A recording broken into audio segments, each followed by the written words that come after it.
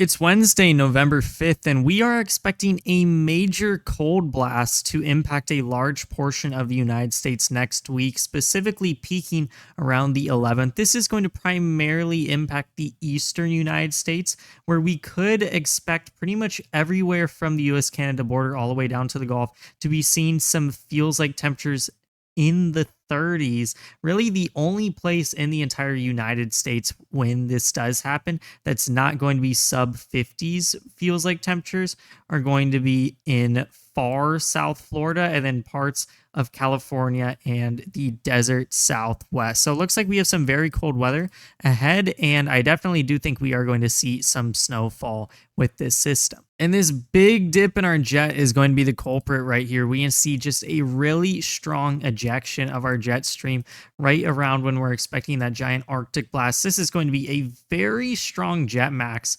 likely over 100 knots. So definitely very strong there.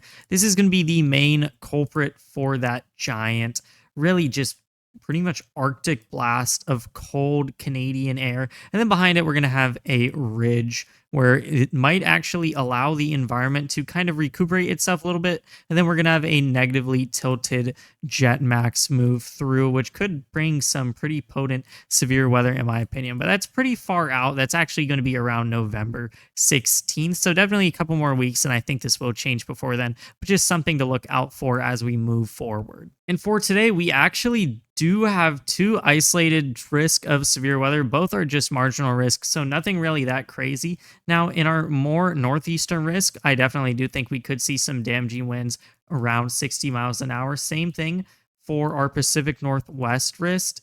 But that is actually going to be everything for the Northeast. However, in the Pacific Northwest, we could potentially see all hazards of severe weather, including a small probability of a couple of weak spin-up tornadoes and maybe even some hail around that 1 to 1.5 inch in diameter range. So starting in the Pacific Northwest, this is really what we're looking at. It's just going to be tons of rain with our initial trough. And then when that cold front pushes through right there, and then kind of another trough ejecting actually, is when we could start to see some strong lines of thunderstorms move through, maybe even potentially being severe. That's what these guys are going to be right here, likely around right before lunchtime. And as we go into midday all the way up until nightfall, it just looks like it's going to be a pretty messy setup of a couple of bands of thunderstorms, potentially even severe, moving through. Like we already covered, maybe all hazards of severe weather could be possible with this, although I definitely think it's going to be on the lower echelon for all these things, and these are going to be carried by just really some favorable shear ahead of these in a modestly unstable environment. Now, as we move over to the northeast, this is what we're looking at. It's just going to be one line of thunderstorms along a cold front, and that's going to be right here, moving pretty much from the Great Lakes region all the way to right about around the New York City region by nightfall. I think these storms are really going to start to lose steam right after nightfall as well. But we're going to have a little bit of a cold front, warm front complex right here. Right here is going to be our cold front initiating this line, and then our warm front, maybe some more northerly storms in parts of upstate New York, Vermont, are going to be some of the stronger storms with this. And like we said, really the only risk with this is going to be some damaging winds, and that's just going to be because we have some really favorable shear in the lower levels, maybe bringing a couple of damaging gusts, but the environment is just not unstable enough for there really to be anything else. And taking a look at our jet stream for today, we're going to pretty quickly be able to point out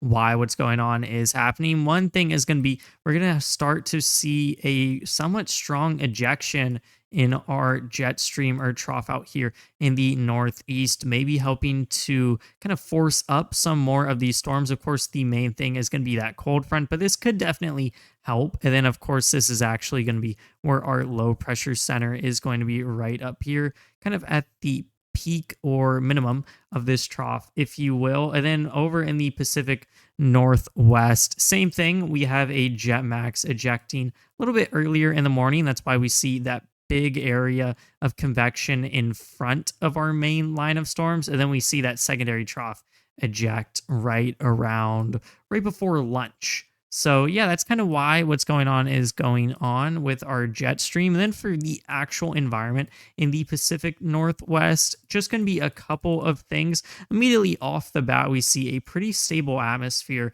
really all the way up to about 5 kilometers in the atmosphere. But we are going to see probably enough moisture for storms to get going. Also, a low enough cloud base to maybe support a weak spin up tornado threat. We definitely could see that because our shear parameters are going to be quite good in the lower levels, including our bulk shear. Definitely think these storms are going to be able to get organized a little bit. And the main difference, which is why this environment could see all hazards compared to our northeastern risk, is because we will have a small amount, but definitely some instability or instability available.